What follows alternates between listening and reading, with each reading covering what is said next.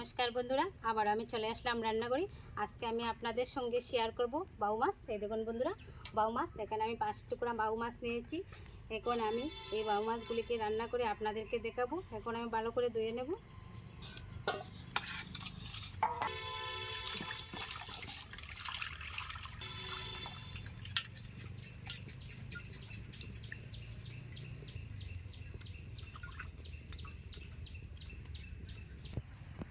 বাউ মাছগুলিকে আমি ভালো করে ধুয়ে নিয়েছি। এখন আমি নুনটা জ্বালিয়ে রান্নাটা শুরু করব। কড়াই বসিয়ে দিচ্ছি। কড়াই গরম হয়ে গেছে, দিয়ে দিচ্ছি সরষের তেল। হলুদ লবণ মাখিয়ে মাছগুলি আমি ভেজে নেব।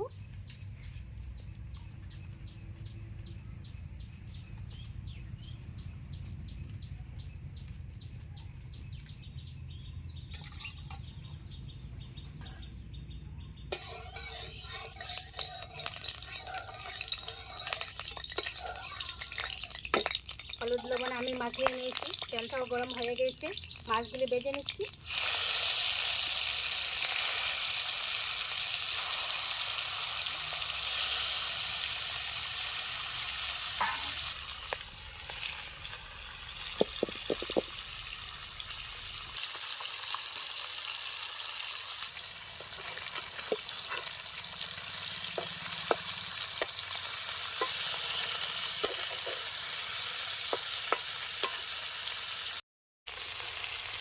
মাছের টুকরোগুলিকে আমি ভেজে নিয়েছি, ওখানে আমি উঠিয়ে নিচ্ছি।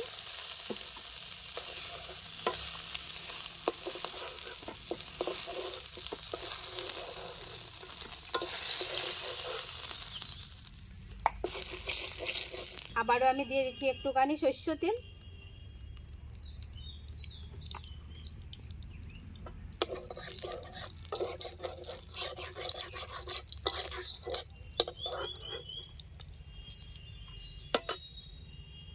ফোড়নে দিয়ে দিচ্ছি গোটা জিরা।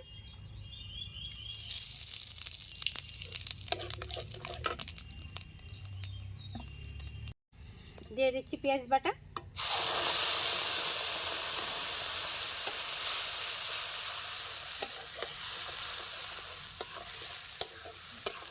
এখন আমি একে একে দিয়ে দেবো সবগুলি গুঁড়ো মশলা। হলুদ গুঁড়ো, জিরার গুঁড়ো, ধনে গুঁড়ো, লাল লঙ্কার গুঁড়ো, কাশ্মীর লাল লঙ্কার গুঁড়ো, আর আমি দিয়ে দেবো স্বাদ মতো লবণ।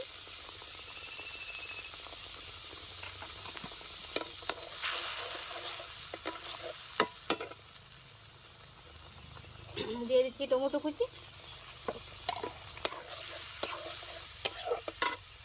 আর আমি দিয়ে দিচ্ছি কাঁচা লঙ্কা চিড়ে। মশলাগুলিকে আমি ভালো করে কষিয়ে নেব।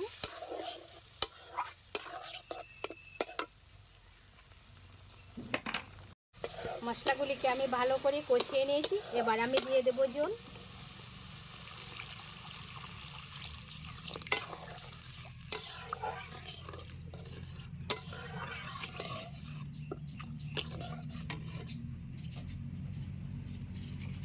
ছয় থেকে 7 মিনিট আমি জাল করে নেব।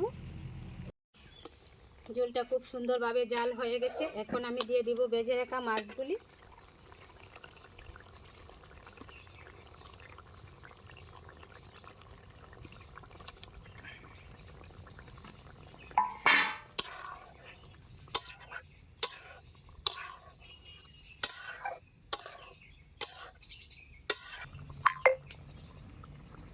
রেসিপি হয়ে গেছে, ধনেপাতা কুচি দিয়ে নামিয়ে নিচ্ছি।